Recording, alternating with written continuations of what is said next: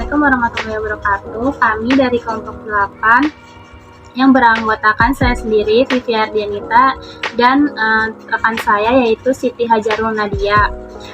Kami akan mempresentasikan tentang keterampilan mengelola kelas. Yang pertama ada pengertian pengelolaan kelas. Pengelolaan kelas merupakan keterampilan guru dalam menciptakan dan memelihara kondisi belajar yang optimal serta guru mampu mengontrol siswa bila terjadi masalah dan gangguan dalam proses belajar mengajar. Selanjutnya adalah masalah dalam pengelolaan kelas. Yang pertama, masalah individu. Masalah individu muncul karena dalam individu ada kebutuhan yang ingin diterima oleh siswa yang ingin mencapai harga diri. Apabila kebutuhan individu tidak dapat dipenuhi melalui cara yang baik, maka yang bersangkutan akan mencari cara lain untuk mencapai kebutuhannya dengan berbuat tidak baik. Yang kedua ada masalah kelompok. Menurut Johnson dan Bennett, yakni kurangnya kesatuan ditandai dengan konflik antar individu dengan sebuah kelompok, misalnya konflik antar jenis kelamin. Ada juga konflik ketidaktataan terhadap standar tindakan dan prosedur kerja, misalnya keributan, kegaduhan, berbicara keras, bertingkah laku yang mengganggu saat mereka dihadapkan bekerja dalam suasana tenang di tempat duduk masing-masing. Yang selanjutnya ada reaksi negatif terhadap pribadi anggota kelas ditandai dengan kesan bermusuhan terhadap anak yang tidak diterima oleh kelompok, menghalangi usaha kelompok. Yang selanjutnya pengakuan kelas terhadap kelakuan guru. Terus ada kecenderungan adanya gangguan kemacetan pekerjaan dan kelakuan yang dibuat-buat. Dan ketidakmampuan untuk menyesuaikan diri dengan perubahan lingkungan seperti memberi reaksi buruk pada saat peraturan baru, situasi darurat, perubahan anggota kelompok, perubahan jadwal anggota, dan pergantian guru.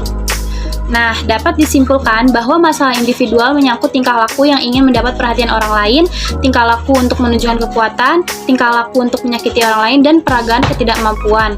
Sedangkan masalah kelompok yaitu menyangkut kurangnya kesukaan, ketidaksukaan terhadap standar tindakan dan prosedur kerja, reaksi negatif, pengakuan kelas terhadap kelakuan guru, kecenderungan adanya kegangguan ketidakmampuan untuk menyesuaikan diri.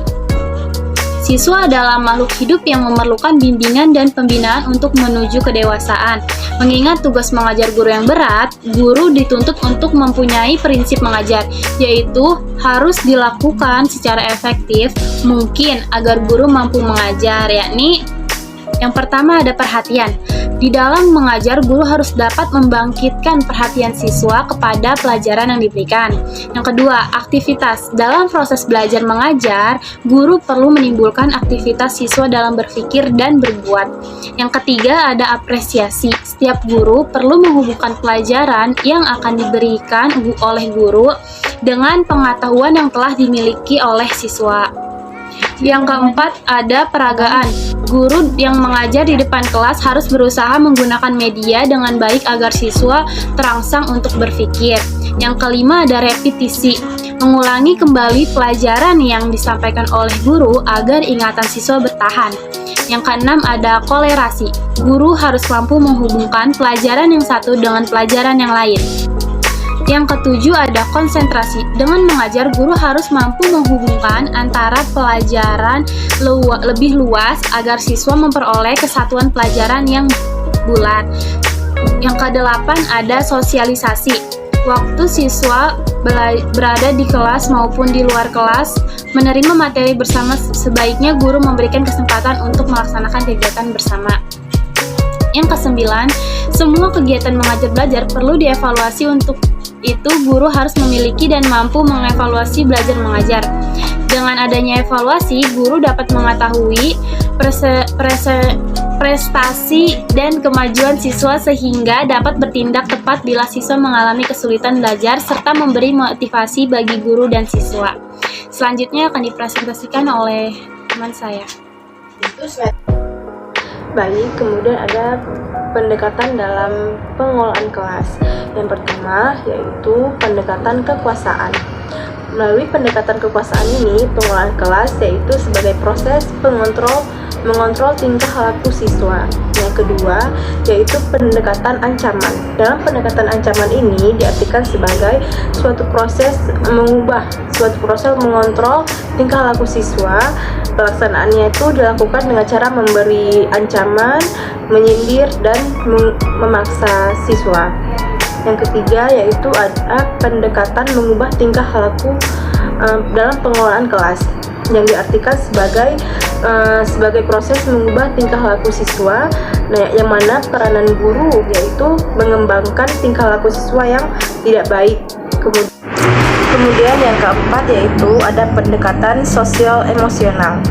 Nah, dalam pendekatan ini yaitu menciptakan suatu iklim emosional positif antara guru dengan siswa. Nah, yang mana kita ketahui bahwasanya guru di sini adalah sebagai kunci utama dalam membentuk suatu emosional yang baik, gitu. Kemudian kesimpulan, berdasarkan yang telah disampaikan tadi, dapat kita simpulkan bahwasanya keterampilan mengelola kelas merupakan suatu keterampilan yang digunakan guru dalam proses pembelajaran untuk meningkatkan atau untuk mengkondisikan belajar siswa yang kondusif, menjaga ketertiban yang lebih optimal dan menciptakan rasa nyaman dalam proses belajar mengajar. Maka dalam proses pelaksanaan keterampilan pengelolaan kelas perlu diperhatikan bahwasanya komponen keterampilan yang berhubungan dengan penciptaan dan pemeliharaan kondusi belajar yang optimal. Hal ini berkaitan dengan kemampuan seorang guru dalam mengambil inisiatif dan dalam mengendalikan pembelajaran. Mungkin hanya ini yang dapat kami presentasikan. Kurang lebih kami meminta maaf karena kami masih dalam proses pembelajaran. Selanjutnya kami akan membuka sesi tanya jawab untuk teman-teman sekalian. Baik, sesi tanya jawab kami persilahkan kepada teman-teman.